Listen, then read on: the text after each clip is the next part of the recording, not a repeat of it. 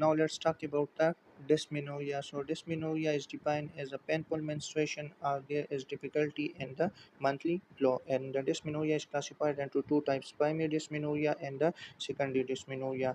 So primary dysmenorrhea is the type of dysmenorrhea in which the pain has no obvious organic cause and it is present from the onset of the menarche. So in primary dysmenorrhea, patient has a painful menstruation from the onset of the menarche.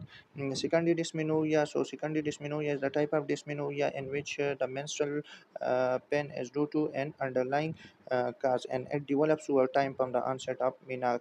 And secondary dysmenorrhea is the type of dysmenorrhea which appears in patients who experience several painless periods for some year during reproductive life but now has a painful menstruation. And the causes of secondary dysmenorrhea include endometriosis, which is the most common cause of secondary dysmenorrhea, pelvic inflammatory disease, adenomyosis, Asherman syndrome, sexually transmitted disease, cervical stenosis, uterine fibroids, ovarian tumors, and the congenital causes include rudimentary uterine horn and the transverse vaginal septum.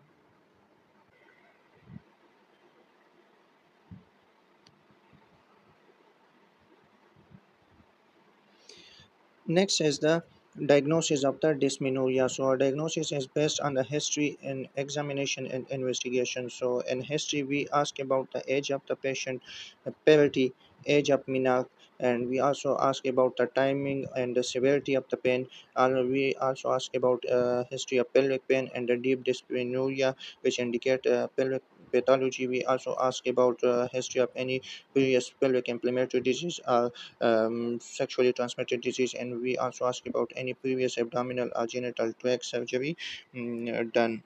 We do abdominal examination to exclude any abdominal or pelvic mass, and we also do pelvic examination to look for cervical excitation, adnexal tenderness, and any pelvic mass. And investigations we do baseline, which include complete blood count and the urinary. Similarly, we do the endocervical swab for chlamydia and Neisseria infection. We also do the high vaginal swab for other pathogen, and we also do transvaginal ultrasound and diagnostic laparoscopy, which is done when endometriosis is suspected and the high vaginal and endocervical swab are negative and the symptoms are present, and the patient who want a definitive diagnosis and reassurance. In such patients, we advise diagnostic laparoscopy.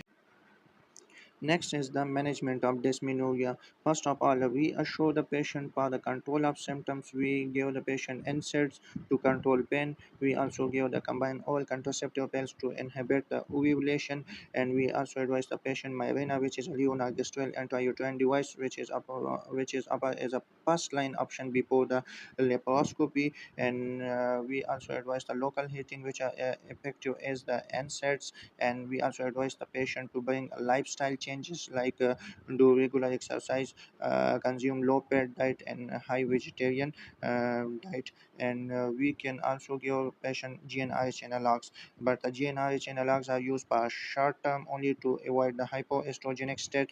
It is also used to assess which patient will respond to the hysterectomy. If the dysmenorrhea does not resolve with the GnRH analog, it is unlikely to resolve with the hysterectomy, and the specific treatment depends upon treating the underlying cause. Like for endometriosis, we give a patient COCPs, progestogens, and the GnRH analogs, and we can also do laparoscopic coagulation and ablation for endometriosis. And for pelvic inflammatory diseases, we give antibiotics. For relief of obstruction, we do surgical treatment like fibroids, we do myomectomy, and conservative treatment we can also offer the patient psychotherapy or the cognitive therapy.